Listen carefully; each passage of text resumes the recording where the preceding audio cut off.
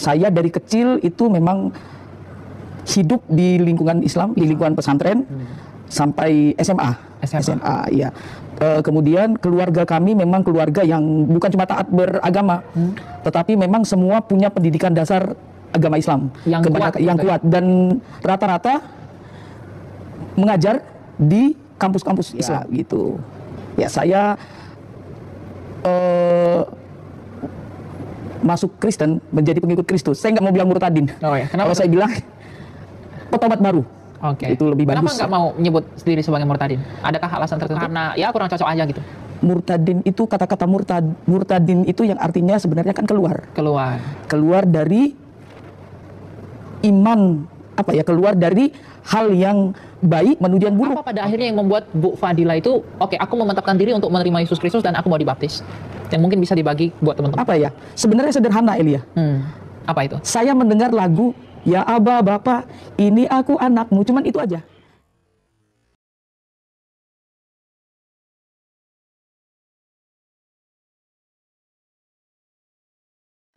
Ibu Siti. Salam, selamat siang Elia. Oke, kita mau berbagi kesaksian Ibu. Boleh diceritakan tentang siapa sih Ibu Fadila ini? Siapa sih Ibu Fadila? Saya bukan siapa-siapa. Oke, salam teman-teman semua. Nama saya Fadil Hafiz. Ya, saya latar belakang Muslim dulunya. Jadi keluarga semua masih Muslim sampai saat ini. Sampai sekarang ya? Sampai sekarang. Kemudian saya itu latar belakang Islam, nenek moyang jelas Islam, kakek saya seorang Yaman, keturunan Yaman. Beliau lahir dan besar di Mekah Al-Mukarramah, kebetulan. Kemudian saya dari kecil itu memang hidup di lingkungan Islam, di lingkungan pesantren sampai SMA. Ya. Kemudian keluarga kami memang keluarga yang bukan cuma taat beragama, tetapi memang semua punya pendidikan dasar agama Islam yang kuat dan rata-rata mengajar di kampus-kampus Islam. Oke. Ya gitu. Ya, saya masuk Kristen, menjadi pengikut Kristus. Saya nggak mau bilang murtadin. Oh ya. Kenapa? Kalau saya bilang petobat baru. Oke. Itu lebih bagus. Kenapa nggak mau menyebut sendiri sebagai murtadin? Adakah alasan tertentu? Atau karena ya kurang cocok aja gitu? Murtadin itu kata-kata murtadin itu yang artinya sebenarnya kan keluar dari iman, keluar dari hal yang baik menuju yang buruk. Oke. Itu menurut pandangan Islam. Ya. Nah, saat ini saya bukan keluar dari yang baik atau yang buruk, tetapi sebaliknya. Saya lebih suka menyebut diri saya adalah muhajirin. Artinya orang yang hijrah. Oke. Orang yang hijrah dari kegelapan menuju terang. Hijrah minaz zulumati ilan nur. Begitu Elia. Oke. Jadi sekarang kesibukannya apa Ibu? Sebagai seorang murtadin, apakah ada melakukan pelayanan dan segala macam, apa yang sedang dikerjakan hari-hari? Kalau saya saat ini kebetulan mengajar, mengajar sebagai dosen juga. Kemudian saya penginjil juga, misionaris juga kebetulan ya. Kemudian saya musisi juga. Oke. Musisi berarti bisa main alat musik dong? Piano bisa, puji Tuhan. Tadi kan kita udah dengar nih latar belakang Bu Fadila memang terlahir dari keluarga Islam yang ketat begitu ya. Nah, apa yang membuat, tapi sebelumnya mau tanya, menjadi Kristen mulai dari tahun berapa? Kalau baptis itu saya tahun 2009. 2009 dibaptis. Tetapi mengenal kekristenan lebih dalam itu selama 14 tahun sebelum baptis. Oke. Lama. Nah, berarti proses pengenalan sebelum dibaptis itu udah lama sekali ya? Sangat lama sekali. Oke. Nah, apa pada akhirnya yang membuat Bu Fadila itu, aku memantapkan diri untuk menerima Yesus Kristus dan aku mau dibaptis? Yang mungkin bisa dibagi buat teman-teman. Sebenarnya sederhana, Elia. Apa itu? Saya mendengar lagu "Ya Aba Bapa, ini aku anakmu", cuman itu aja. Padahal sebelumnya saya mengenal kekristenan secara logika. Secara logika dengan dalil-dalil iman yang lama, saya compare dengan Alkitab. Tetapi itu belum bisa membuat saya tersentuh untuk menjadi pengikut Kristus. Saya ingat pesan bapak saya ketika saya bilang, "Baba, saya sepertinya sudah tidak percaya iman yang saat ini." Waktu itu saya Islam. Kenapa? Banyak hal yang saya temukan itu tidak sesuai dengan jalan pikiran sebagai saya seorang manusia dan sebagai saya seorang perempuan. Kemudian bapak saya bilang, banyak hal yang ditemukan di dalam iman sebelumnya Islam gitu ya. Iya. Bapak saya cuma bilang begini. Dengan tersenyum dia cuma bilang, "Silakan belajar. Al-imanu fi fikrik wa qalbik." Artinya iman itu di dalam pikiranmu dan hatimu. Cuman itu pesannya. Bu Fadila itu memutuskan pada akhirnya untuk percaya kepada Yesus karena tadi mendengar lagu itu ya. Dan itu kemudian bisa menyentuh hati, karena sebelumnya udah memantapkan diri, tapi tersentuh dengan lagu itu, pada akhirnya memutuskan untuk percaya dan dibaptis begitu. Nah pasti setelah percaya pasti ada dong penolakan dari keluarga. Jelas. Jangankan setelah dibaptis, sebelum dibaptis pertentangan dengan keluarga banyak ya. Saya memutuskan untuk tidak lagi meneruskan perkuliahan di kampus Islam. Itu menjadi suatu hal yang melukai hati orang tua saya, terutama ibu ya. Kemudian bapak saya, kalau dulu masih ada bapak, kalau ada bapak itu kan beliau yang mengerti apa yang saya pikirkan kala itu, ada pembela lah. Ketika bapak meninggal, saya merasa saya tidak punya teman untuk bercerita, tidak punya teman untuk berdiskusi. Di situ saya merasa, wah, saya harus pergi. Ketika itu tahun 2000, saya meninggalkan kampung halaman. Saya lari sendirian ya? Sendirian.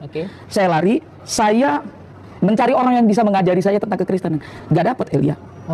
Karena dulu, kalau sekarang kan musim internet gampang. Ada Facebook, ada Instagram, ada TikTok sekarang, YouTube dan segala macam. Kita bisa mencari, berjejaring dengan komunitas Kristen lah minimal. Dulu tidak ada.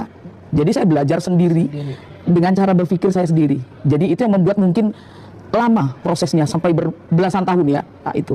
Tapi apakah keluarga sampai hari ini masih belum bisa menerima atau ada perlakuan yang mungkin kurang berkenan karena Ibu Fadila udah jadi seorang Kristen? Yang notabene keluarganya semua adalah Muslim yang taat sekali begitu ya. Nah, apakah ada perlakuan yang tidak berkenan sampai sekarang yang mungkin membuat aku terlihat berbeda begitu? Puji Tuhan, sejak tahun 2022, bayangkan, dari tahun 2000 saya pergi ya, meninggalkan kampung halaman.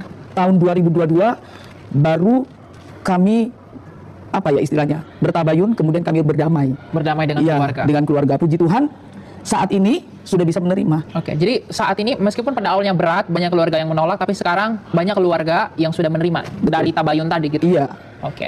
Nah, karena keluarga ini sudah dapat menerima, apakah ada beban untuk menginjili mereka? Oh jelas, pasti. Bagaimana itu kira-kira? Paling tidak kontekstual ya. Jadi dengan sikap, dengan kita mengasihi seperti Tuhan bilang, kasihilah sesamamu manusia seperti dirimu sendiri. Itu yang saya pegang sampai saat ini. Itulah yang membuat keluarga bisa menerima saya. Bahkan kakak saya yang tetua bilang, itulah bedanya Kristen dengan kita. Apa tuh bedanya?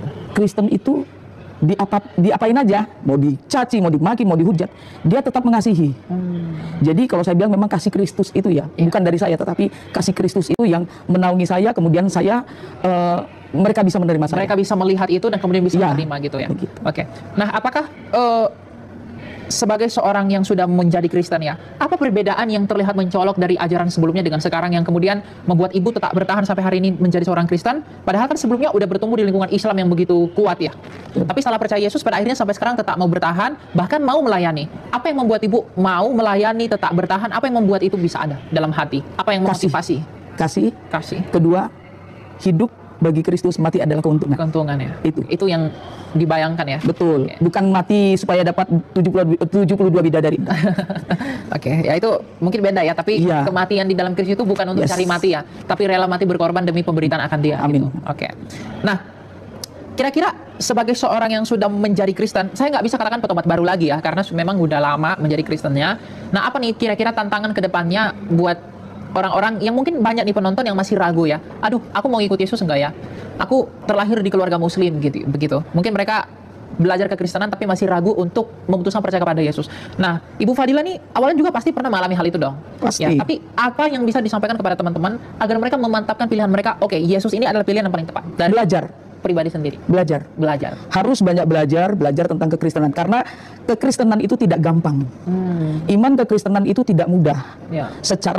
Makanya saya selalu bilang ke siapapun, syarat menjadi orang Kristen cerdas. Ya, harus cerdas. Jadi itu yang paling penting. Jadi harus banyak belajar tentang firman Tuhan. Karena apa?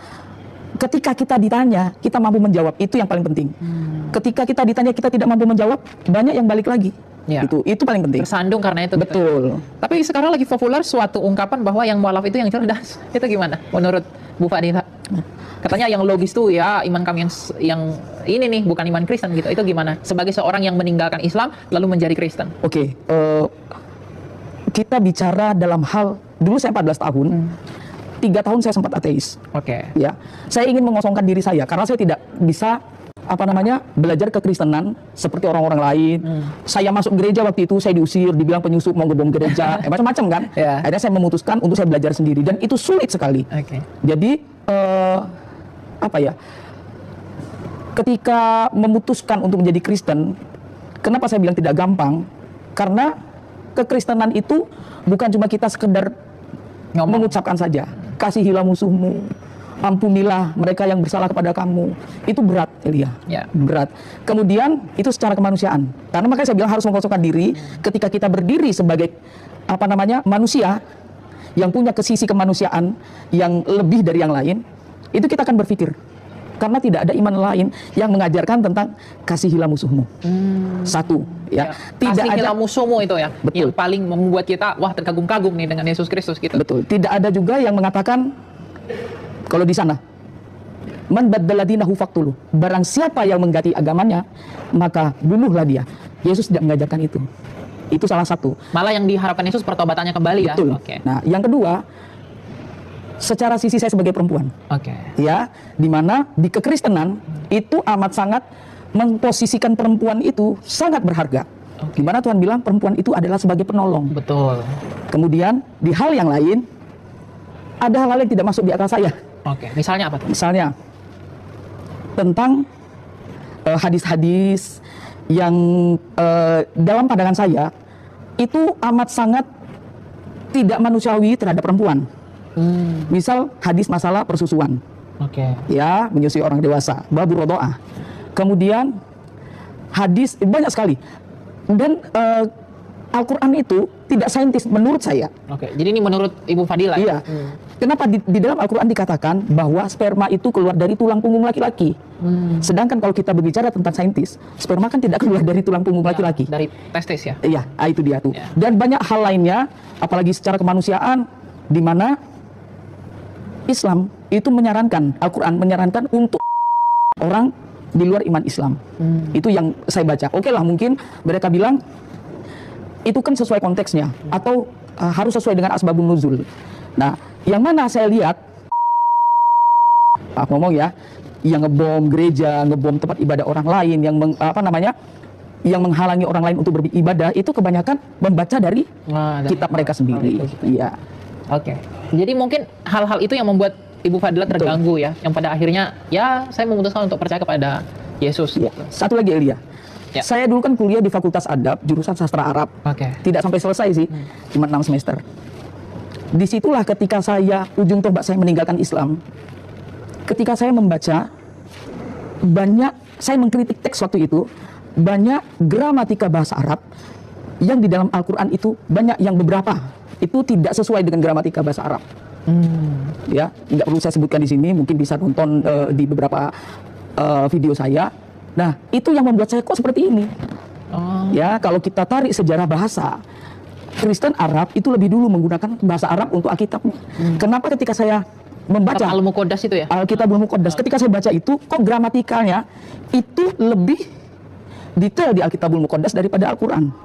Sedangkan kalau kita tarik sejarah tentang gramatika bahasa Arab, itu konon katanya di zaman Ali bin Abi Thalib. Artinya jauh setelah Kristen, betul? Nah, tapi kenapa Kristen itu lebih detail gramatika bahasa Arabnya? Itu yang menjadi pertanyaan saya.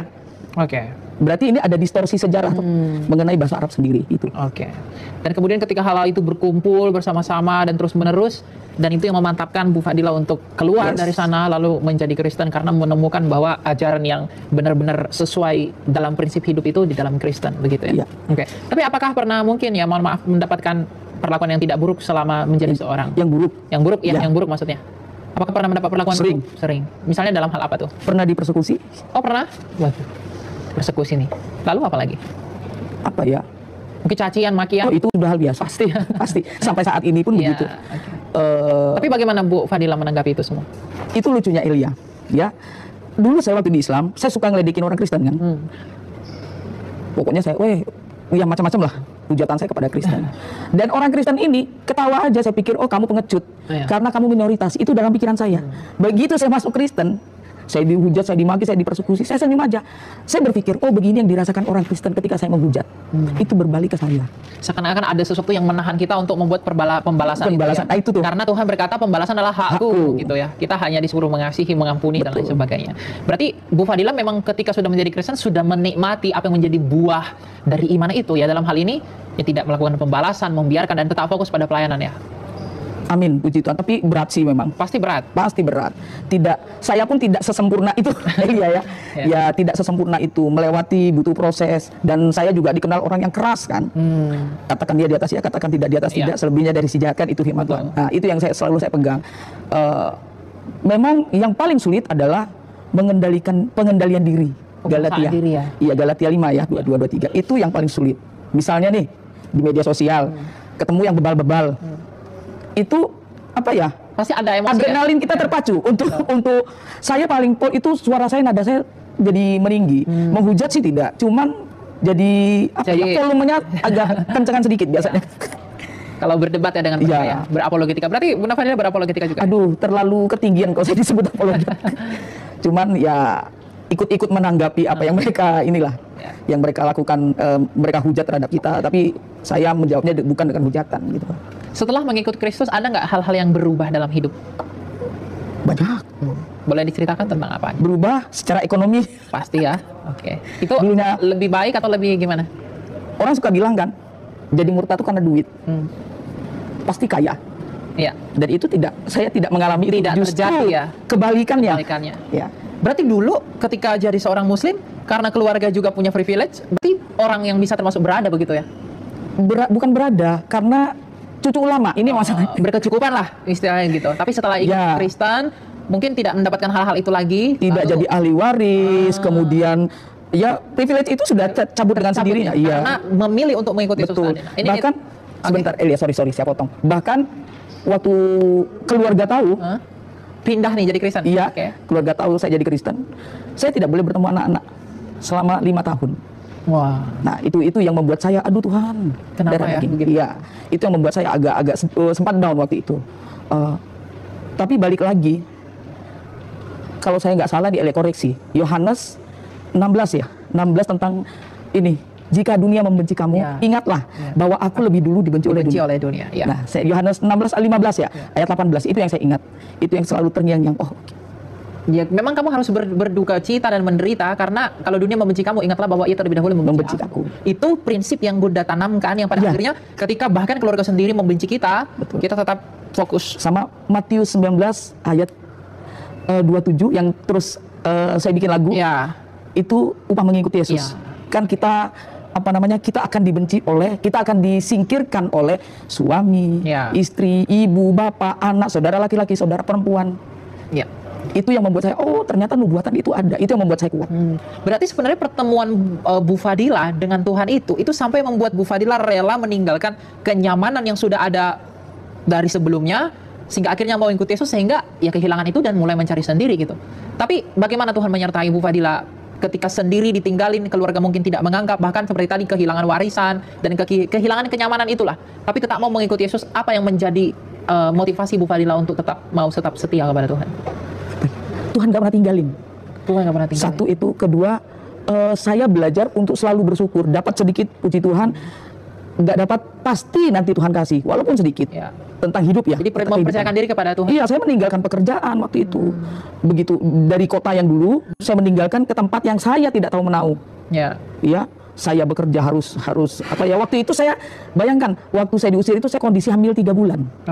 Ya, saya harus menghidupi diri saya sendiri dan macam-macam. Tetapi rasa pasrah bahwa aku tahu Allah ma'ana, Allah bersertaku. Itu yang membuat saya banyak hal kecil-kecil yang Tuhan tuh selamatkan. Itu yang membuat saya kuat bahwa Tuhan itu ada. Berarti ketika meninggalkan iman itu lalu menjadi Kristen, berarti posisinya sudah adalah seorang ibu ya? Iya. Ibu yang harus berjuang sendiri, menghidupi anak-anak, tidak ada yang anggap keluarga, tapi yang tetap menguatkan itu adalah Tuhan itu sendiri. Seperti tadi, mengingat bahwa ya Tuhan itu kekuatan kita ya. Betul. Nah, buat teman-teman nih, pesan dari Bunda Fadila, apa yang bisa disampaikan kepada teman-teman kalau mereka masih ragu dalam keputusan mereka, aku mau ikut Yesus? Apa yang bisa disampaikan kepada teman-teman? Ketika kamu ragu, berarti kamu belum beriman. Betul? Orang beriman itu tidak ada syak, tidak ada keraguan. Ketika kamu sudah yakin Yesus itu penolong, Yesus itu juru selamat, apapun yang terjadi, kamu akan lakukan dan akan tetap setia. Itu yang dulu saya rasakan. Tapi begini Elia, ketika saya baptis 2009. Apakah setelah baptis itu iman saya tuh, saya juga masih goncang ya? Masih goncang. Okay. Jangan-jangan ntar gue masuk neraka. Gitu, masih pikiran begitu masih ada. Okay. Artinya iman itu belum betul-betul melekat di hati dan pikiran. Tapi berjalannya waktu, kondisi saya dikuatkan iman saya itu ketika saya mengalami persekusi, saya diusir. Disitulah saya yakin, ketika pasrah biasanya orang yakin bahwa Tuhan itu ada. Ketika itu Tuhan aku pasrah. Kalaupun mati, aku sudah tidak peduli aku masuk surga atau neraka. Aku yakin Kau menolongku. Itu yang saya pegang. Ternyata Tuhan tolong betulan. Dan itulah jadi pengalaman bersama Tuhan. Masing-masing orang kan beda-beda. Nah tadi kan dikatakan pada akhirnya memilih menjadi Kristen karena banyak hal-hal yang salah dalam iman, yang salah menurut hati nurani Bu Fadila ya. Nah sekarang apa boleh tuh diberitahu kepada kita apa yang membuat, apa kesalahan-kesalahan apa dan yang apa hal tidak berkenan dalam hati Bu Fadila di ajaran sebelumnya yang kemudian ditemukan dalam kekristenan. Misalnya pada hal apa? Ketuhanan, bukan masalah Tritunggal. Ya, masalah Tritunggal pun ada sebenarnya di dalam Al-Quran. Nah masalah ketuhanan yang dikatakan orang Islam selalu mengagung-agungkan bahwa Allah itu tidak berawal dan tidak berakhir. Itu yang saya imani sebelumnya. Tetapi begitu saya buka, apakah ada dalilnya yang mengatakan Allah itu tidak berawal dan tidak berakhir? Tidak pernah saya temukan. Dan itu juga yang pernah saya tantang Kainama. Ya. Kainama ya? Ya. Dia mengatakan Wahyu 22 ayat 13, ya, itu yang menunjukkan bahwa Yesus bukan Tuhan. Yang awal dan yang akhir itu ya? Betul, Alfa dan Omega. Padahal itu dia katakan yang menunjukkan Yesus itu bukan Tuhan, bukan Allah. Padahal di Al-Quran, Quran surat Al-Hadid ayat 3 dikatakan huwal awwal wal akhir wa zahiru wal batin wa huwa bikulli syai'in alim. Artinya dialah Allah yang maha awal dan maha akhir, yang terlihat dan yang ruh batin, yang mengetahui segala sesuatu. Yang awal dan yang akhir jelas kita mengenal itu Yesus Kristus. Kemudian yang terlihat, Tuhan yang terlihat siapa? Yesus Kristus juga. Yang ruh, dia yang mengetahui segala sesuatu. Bagaimana bisa Islam mengatakan bahwa Allah itu tidak berawal dan tidak berakhir? Bahkan di Asmaul Husna yang ke-73 dan 74 itu dikatakan Allah itu berawal dan berakhir. Tidak pernah dikatakan di Asmaul Husna yang 99 itu dikatakan, betul, dikatakan Allah itu tidak berawal dan tidak berakhir. Artinya yang diucapkan, yang diajarkan kepada kami waktu itu tidak berdasar dengan dalil di dalam Al-Quran dan hadis sendiri. Itu salah satu yang membuat saya juga kebingungan saat itu. Dan itu juga yang membuat saya akhirnya perlu menjawab para mu'alaf ini, ya kan, yang mengaku cerdas. Tetapi yang saya temukan, mu'alaf ini baca Quran nggak bisa, sibuk membongkar Alkitab, mengerti bahasa Arab juga tidak. Tapi suka nge-framing gitu ya? Betul. Jadi itu yang membuat saya, salah satu ayat itu yang membuat saya, ternyata Jesus is God. Nah, itu ya. Jadi menggunakan premis mereka, betul. Standar ganda istilahnya. Sama dengan ini, ihdinas siratal mustaqim. Itu setiap hari kita ucapkan. Jalan yang lurus ya? Tunjukilah kami jalan yang lurus. Tetapi di Az-Zukhruf, Isa mengatakan, walaupun kita yakin Yesus itu bukan Isa, ikutilah aku, akulah jalan yang lurus. Nah, kita lihat lagi di Yohanes 14 ayat 6 ya. Akulah jalan dan kebenaran dan hidup. Tidak ada seorang pun yang bisa kepada Bapa kalau tidak melalui aku. Akulah jalan. Itu sudah jawaban. Di situ saya, waktu itu saya kaget. Wah. Karena yang aku cari selama ini ada di sini gitu ya. Kok jawabannya ada di sini? Itu yang membuat saya lalu berpikir keras. Ngulik lagi. Belajar lagi. Compare. Yang paling suka saya itu karena saya sastra waktu itu ya. Paling suka saya ngulik bahasa, Elia. Ya. Sampai saat ini Alkitabul Muqaddas pun saya kulik bahasanya. Dan amat sangat mengagumkan Alkitabul Muqaddas itu. Detailnya dia memakai gramatika bahasa Arab. Ya. Kemudian hal-hal yang kita tidak tahu akhirnya menjadi gini maksud Alkitab itu. Dan ketika saya compare dengan gramatika bahasa Arab di dalam Al-Quran, salah satunya boleh ya saya sebutkan ya. Misalnya di Al-Baqarah 35 yang mengatakan Adam dan istrimu. Ya, di situ ditulis Adam wa zaujuk. Zaujuk itu artinya suamimu. Kok Adam punya suami? Nah, itu satu. Nah, sebenarnya kata zaujun itu memang netral. Bisa untuk perempuan, bisa untuk laki-laki. Nah, sebenarnya hal yang pantas untuk diterjemahkan pasanganmu. Ya kan? Tetapi, nah ini uniknya, ketika saya buka Alkitabul Muqaddas, apakah ada kata istri atau pasangan? Istri lah ya. Itu diterjemahkan di dalam Alkitabul Muqaddas itu menjadi zaujun, enggak ada. Mar'ah, nisa, kemudian zaujatun. Jadi secara sastra Alkitab bahasa Arab justru lebih bagus, lebih lengkap dan lebih detail daripada Al-Qur'an sendiri ya? Jauh. Banyak beberapa terjemahan itu yang melenceng. Wah. Itu yang saya dapati ya, yang saya dapati menurut ilmu yang saya pernah pelajari sebelumnya. Ilmu Nahwu Shorof, ilmu Balaghah yang pernah saya pelajari sebelumnya. Itu yang membuat saya juga katanya sempurna, tapi kenapa sastranya aja menurut yang dari kupelajari itu bahkan nggak lebih baik dari Al-Muqaddas ya? Iya, dan mereka meyakini bahwa Al-Quran adalah sastra tertinggi di dalam bahasa Arab. Nah, gimana Bunda Bu Fadila memahami itu, menanggapi itu? Nah, kita mengenal sastra itu kan ada rima namanya, A B A A, paham kan Elia ya? Nah, itu yang mungkin membuat orang berpikir ini sastranya indah sekali. Misal kita buka di Quran surat Al-Maun atau surat yang pendek-pendek aja, Al-Ikhlas, Qul huwallahu ahad, Allahus samad, lam yalid walam yulad walam yakul lahu kufuwan ahad. Nah, gitu ya. Hampir nyari seperti itu Al-Qur'an. Yasin wal Qur'anil hakim innaka laminal mursalin. In. Itu kalau secara sastranya. Karena saya belajar itu dulu di bidang itu. Kemudian itu yang membuat mereka bilang ini indah gitu ya. Betul, dianggap sastra tertinggi. Ya. Padahal sebenarnya gramatikanya beberapa kacau. Misal satu kalimat, kalau saya nggak salah surat At-Tahrim ya, ayat yang ke-90 ya. Boleh saya buka sebentar? Kalau saya tidak salah itu ya. At-Tahrim yang ke-90. 91, At-Tahrim 91, At-Tahrim 12. At-Tahrim 12. Berarti Bu Fadila ini mengerti bahasa Arab ya? Sangat mengerti ya. Waduh, bukan khotobat baru yang kaleng-kaleng teman-teman. Aduh, janganlah.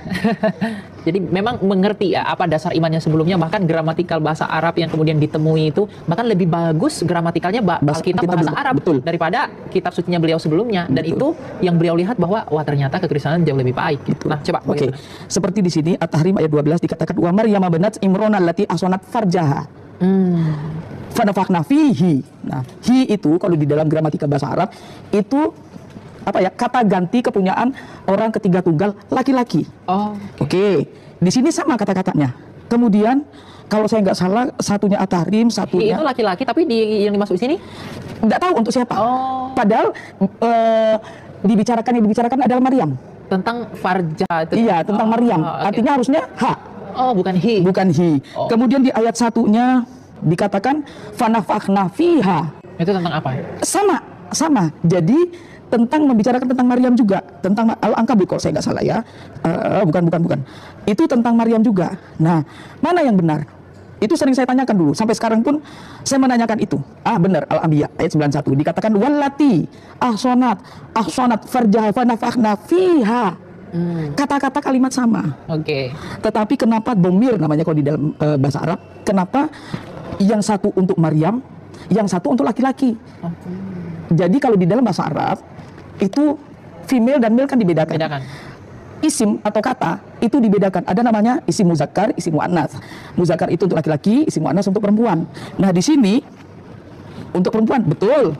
Karena kembalinya ke Maryam. Yang ayat tadi kalimat yang sama, cuman berubah menjadi laki-laki. Nah, laki-laki yang mana? Itu gramatikal. Dan itu yang membuat Ibu Fadila bertanya-tanya ya? Banyak, bukan cuma ini.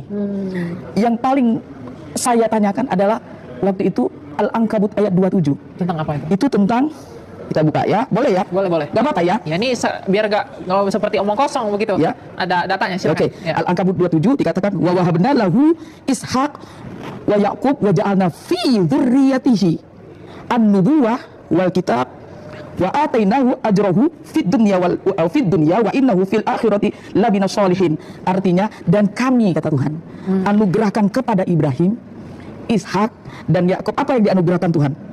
Dan kami jadikan nubuatan kenabian dan Alkitab pada keturunan mereka ini.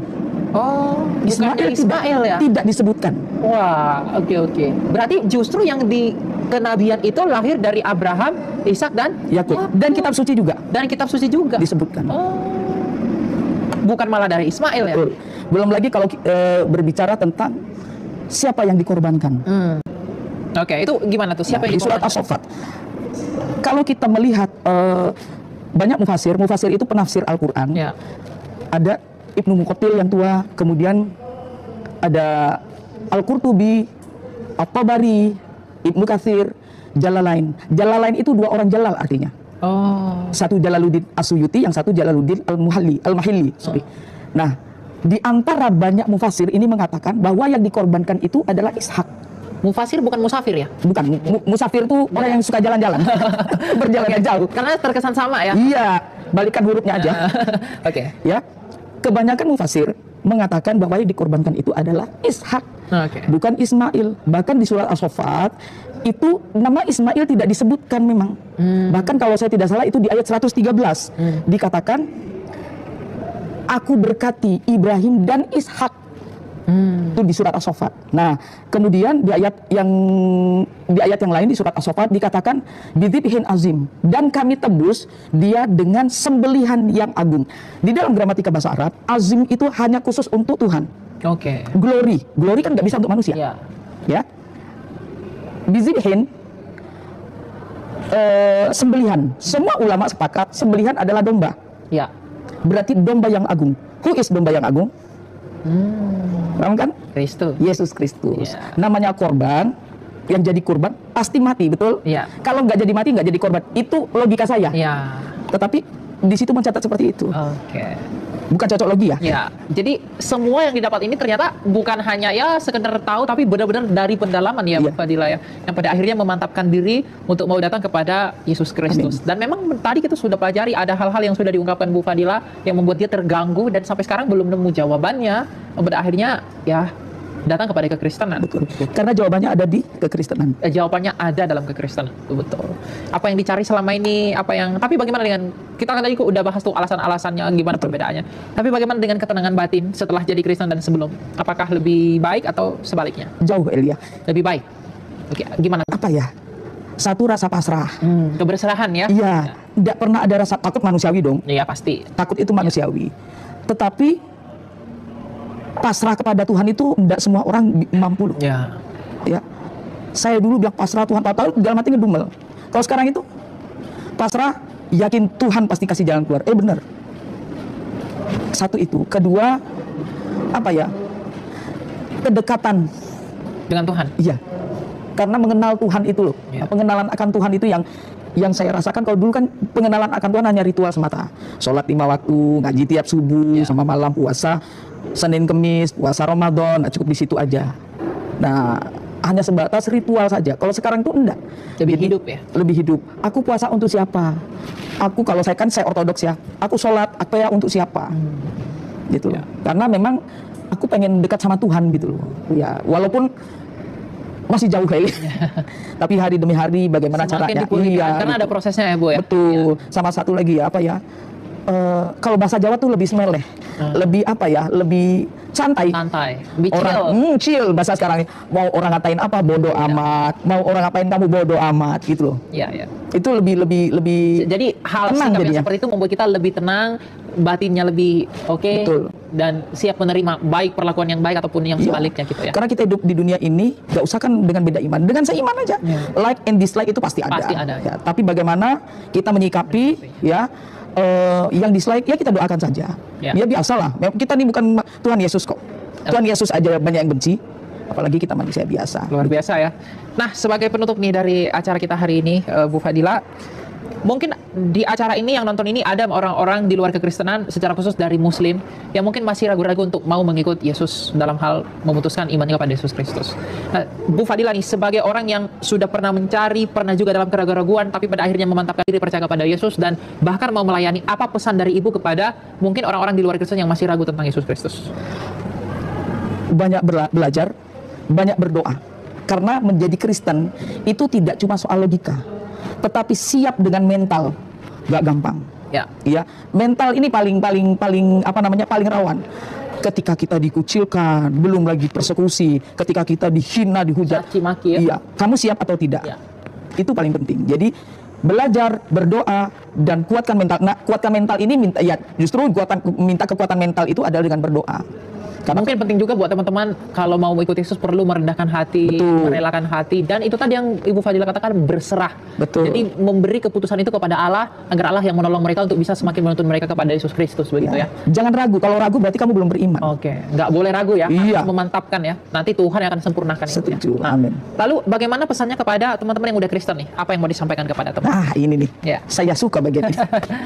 Ya.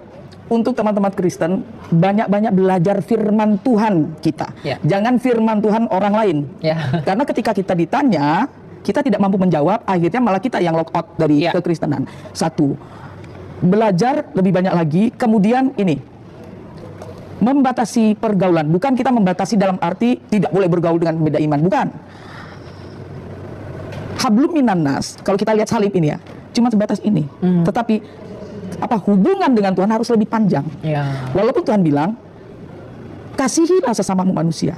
Tetapi masalah iman, jangan ada toleransi. Ya. Ya, katakan ya, tidak. Tidak, katakan tidak. Tuhan bilang apa? Jika kamu menyangkalku di dunia, maka aku menyangkalmu di depan Bapakku. Nah, buat orang-orang Kristen yang mau meninggalkan Yesus karena pacar, uang, harta, dan tahta, gimana tuh, Bu Fadila? Apa nasihat buat mereka? Apa yang mau disampaikan kepada orang-orang yang seperti, mungkin banyak anak-anak muda yang seperti itu. Saya sedih sih Elia, kalau lihat hal-hal kayak begitu. Kamu sudah mendapatkan keselamatan itu, Tapi kamu tinggalkan, malah kamu buang. Karena mereka cuma sebatas duniawi. Ya, melihatnya secara duniawi. Di dunia kamu senang. Saya selalu berkata begini, bedanya mu'alaf dengan katakanlah muhajirin bahasaku atau murtadin. Kalau mu'alaf itu senang sekarang, sakitnya nanti. Banyak contohnya. Kalau orang yang muhajirin atau murtadin sakit sekarang, senangnya nanti. Saya sudah mengalami itu. Dan saya sudah melihat banyak orang-orang mu'alaf mengalami hal-hal yang tidak menyenangkan setelah mereka meninggalkan Tuhan. Ya, saya tidak mengajak untuk dia kembali, tetapi kau pandang Yesus Kristus yang sudah berkorban mati di kayu salib. Jangan hianati itu ya. Jangan hianati itu. Oke. Wah, luar biasa. Terima kasih Bu Fadila untuk kesaksiannya ya. Jadi kita dapat menyimpulkan teman-teman dari apa yang disampaikan Bu Fadila, dia mampu dan mau mengikuti Yesus karena memang dia belajar. Dia terlahir dari keluarga yang Muslim yang begitu taat, bahkan ia adalah salah satu pewaris dari hal yang mungkin orang itu tidak akan mau meninggalkan hal-hal yang berkecukupan, tapi ia rela untuk meninggalkan semua itu, kehilangan banyak hal demi mengikuti Kristus, dan kemudian ia percaya bahwa Tuhan akan menyertainya dalam perjalanan imannya, dan sampai sekarang memang Tuhan masih menyertai di dalam perjalanan iman itu. Dan yang luar biasa dari kesaksian ini adalah beliau tidak hanya berpindah menjadi Kristen lalu menghidupinya begitu saja, tapi mau melayani Tuhan. Nah, hal ini yang paling terpenting dari seorang muhajirin ya, muhajirin Siti Fadila. Dia belajar banyak hal, dia melihat, dia kritis dalam menilai berbagai kesalahan dalam imannya sebelumnya yang bertentangan dengan nuraninya, apa yang diklaim ternyata tidak begitu adanya, yang pada akhirnya kerendahan hatinya menuntun ia untuk bertemu kepada Kristus, dan sampai sekarang tetap mau setia dan mau mengikuti Yesus sampai hari kematian kelak. Amin.